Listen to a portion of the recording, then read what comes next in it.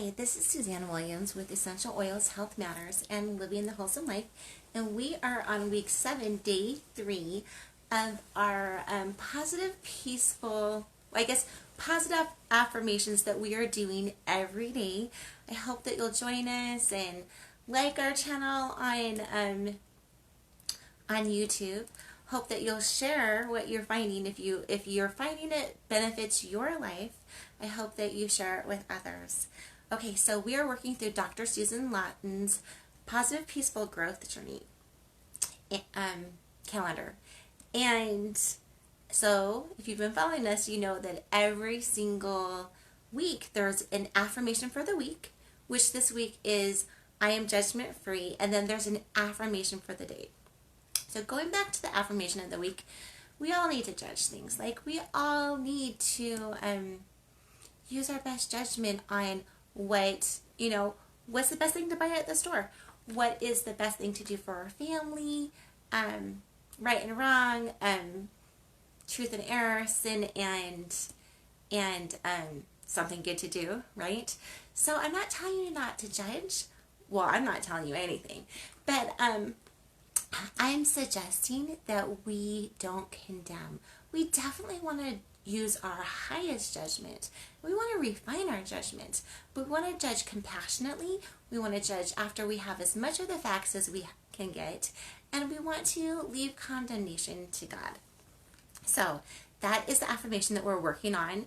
Judging righteously, getting all the information that we need this week, and definitely leaving the condemnation to God, because He's the only one who knows everything about us, and so He knows how much we're trying. He can judge the intents and the thoughts of our hearts, and so He's the only one who really gets that role of blessing or reproving. Anyway, so on the other, I guess that as parents, we definitely sometimes have to reprove our children. But we don't have to condemn them. We can reprove them. Hey, you need to go and clean your room, or hey, you said you didn't take the cookie from the cookie jar, but you're the only one at home, and now there's 5 less cookies. I'm thinking it was you. So sometimes we do have to reprove as parents, but we don't need to condemn. We can say, hey, that wasn't a good thing, or even, hey, that was a sin, but you are still a good person and I love you. And so I think that's the most important thing when it comes to not condemning is you are still a child of God and you have infinite worth. Okay, so working on not condemning this week for the whole week. And then the affirmation for today is I am open to new virtues as they show up. And I really, really love that. Like, when we're talking about not being judgmental, I think we should really free up judgment, especially on ourselves, especially on those in our circles. If if we've acted, if we've done things that in the past that weren't for our highest good, we don't need to sit there and call ourselves stupid all day. That doesn't do anything for us. What we can do is when we actually make good decisions, we can praise ourselves and we're like, oh my goodness, I made that good decision. I am learning, right? And we can do that for other people too. Like if someone has tended to lie in the past, and when we see that they're telling the truth, especially when it's hard in those situations where it's hard to tell the truth, oh my goodness, look how honest you're being. And so I went to a class once.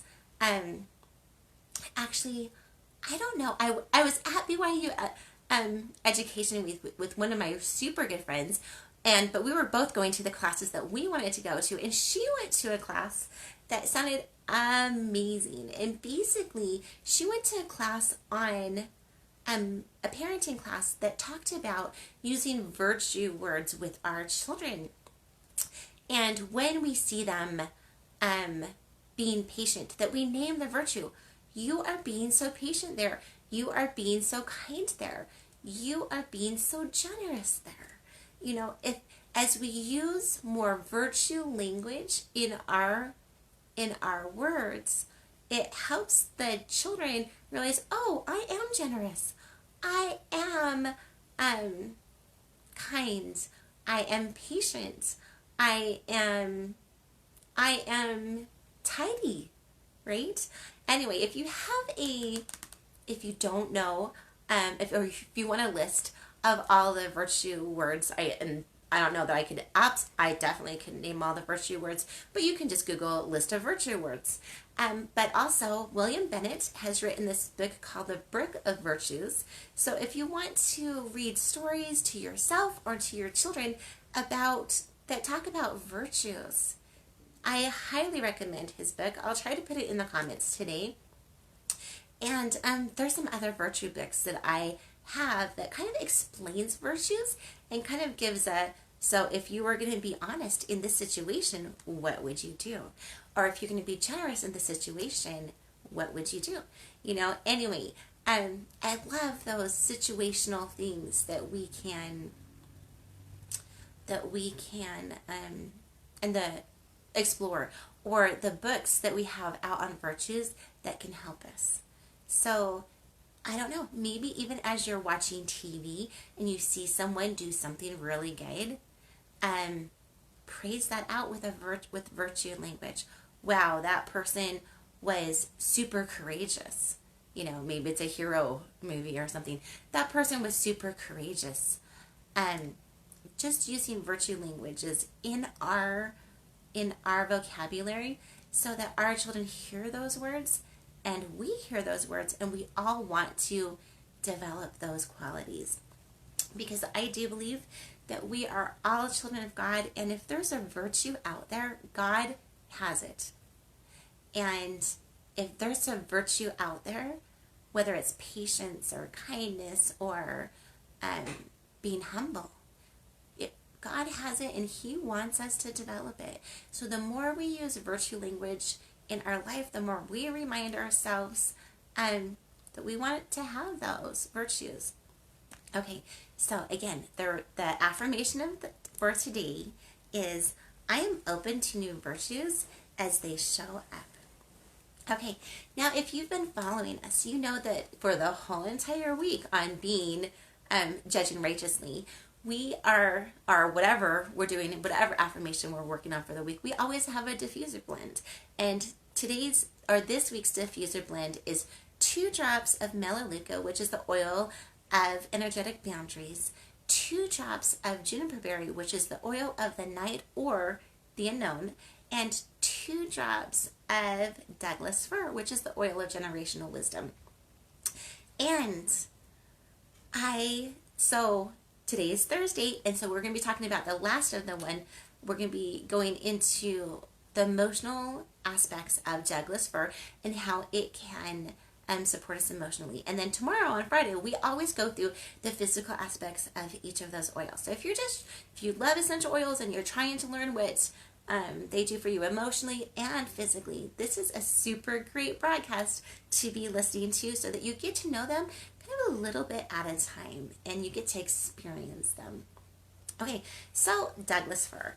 Douglas Fir is a tree oil.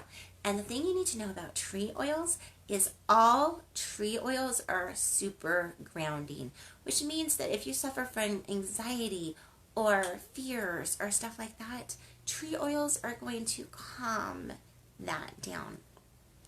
And Douglas Fir is one that has been used medicinally and in spiritual rituals for the Native Americans. And I'm using this book right now, Emotions and Essential Oils, an A to Z Guide, and it's by Rebecca Hines. Anyway, and I just wanted to read you a sentence out of this. It says that Douglas Fir helps to emotionally for us to get a sense of general well-being. So if you're a type of person who is kind of like just has like these residual kind of fears or something bad's going to go on or something, Douglas Fir can help with that. It also super helps with people who have ADHD, ADD, and they're just scattered, or maybe you don't even have it, but you just kind of go from project to project to project, never really finishing everything because you just have so much on your plate. Douglas Fir can definitely help bring back the focus.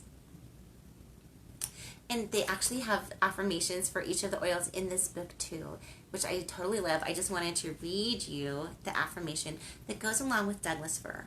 It says, "My mind is alert and I am focused on my goals." And who doesn't want to be a little bit more focused on their goals? "I can easily accomplish anything I set my mind on doing. My spirit is uplifted and I am filled with energy for living. I love expressing my creativity." So that's what Rebecca Hines gave as a beautiful affirmation for Douglas Fir. The focus, the being able to reach our goals more easily because we are more focused on them. And then in this book, which I'm going to show you in just a minute. But okay, so it's called Essential Emotions, Your Guide to Process, Release, and Live Free. Absolutely my favorite book on how essential oils help us emotionally, and you can get it at Aroma Tools or Oil Life. Super funny. And are probably a lot of other different places too, but those are some of my two favorite stores to shop on. Shop at. Okay, shop online for. Okay, so what I wanted to tell you about Douglas Fir is that so the negative emotions that Douglas Fir assists with is negative generational patterns. So if you have something that is just going through generations of your family, whether it's alcoholism or an addiction to pornography, or maybe anger issues, or maybe it's that people have a tendency to lie and not speak their truth and hide their real self. Anyway, if you have those generational issues kind of going through your family, please think Douglas Fir. It can be an amazing essential oil to help break those chains. Now, I'm not going to say, oh, diffuse Douglas Fir and you're not going to have any of those issues anymore. No, I'm not going to say that. But I do think diffusing Douglas Fir can help support us emotionally and can help remind us that we don't want to keep repeating the harmful patterns of the past. That we can choose to be better. We can choose to be the link breaker. I love that phrase. Being a link breaker. We can be the ones that breaks the links of all the unhealthy stuff that went in the past, and to create new, amazingly good links for the future. Okay, so that's one of the things that you want to think of when you're thinking of using Douglas Fir, breaking the unhealthy generational links from the past. Okay, it also helps with respect for others. It helps us to think more deeply about what's really the wise thing to do. And it can help with learning in the past. Now, really quick here, before I talk about some of the positive properties. Oh, okay, really quick here. I wanted to say that Douglas Fir can also help in, hold on, I wanted to read this to you. Increasing the bond within one's family. So as we are going into the holiday time with Thanksgiving coming up and Christmas coming up and all these holiday get-togethers, if there have been, tension between family members, I would try diffusing some Douglas Fir. I think it's an amazing oil to just, again, help everything calm down. And as we're calm, that we can start appreciating each other more.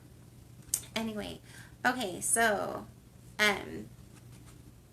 2, if you're feeling burdened by family issues, like maybe it's not your issue, but you have children or siblings or parents or whatever that you're concerned about, and you just don't feel like you can really do anything about it, Douglas Fir can help us calm down and know that we're not the only ones working on the problems. That everyone here on earth is God's children, and He's all wise and He's all powerful, and He can help orchestrate some things to come into people's lives that can change things around. So I'm just saying, if you have a family issue that doesn't seem to be going away and you can't really seem to do anything about it, don't give up hope. Pray on, pray on, pray on. Know that God is good and that He is loving, and that He will be doing everything He can to bring good into these people's lives that we are concerned about. Okay, so I think that's everything that I wanted to say about Douglas Fir. Tune in tomorrow so you can see what Douglas Fir does physically, and also tune in to see what Juniper Berry and Melaleuca do physically. Super great oils. We use Melaleuca all the time. So tune in tomorrow so you can see how you're using it, and I hope that you'll put if you're loving Douglas Fir, I hope, and you're using it already, hope you're going to put some of your comments into this, the comments of this post. Anyway, okay, so every single week too, Dr. Susan Lawton pairs us up with a beautiful song. I wasn't super connecting with the song, but she paired us up on with being judgment free. So I'm flipping the song this week in helping us be judgment free, and not even helping us be more open-minded with ourselves too. I flipped it to the song Lord, I Will Follow Thee, which says, some of the lyrics in that song are whom I to judge another when I walk imperfectly. In the quiet heart is hidden sorrows that the eyes can't see. And that's so true. Like one of our general authorities said, if you treat everyone like they are going through one of the hardest periods in their time, you will be right more often than you will be wrong. Because whether we are going through something intensely hard, or whether we have friends or family members that are going through something intensely hard, we all have something in our life that we're concerned about. And so when we're treating people with love and generosity and grace, when we're giving people grace, that can make it the world a better place. Yes, I'll just say it that way. Okay, so this is Suzanne Williams with Essential Oils Health Matters, Living the Wholesome Life. And hold on just a minute. And I'm just reminding you to think about the virtues that are going on today, and to celebrate them as they show up in your lives and in the lives of other people in your circle. Okay, we'll see you tomorrow. Bye-bye.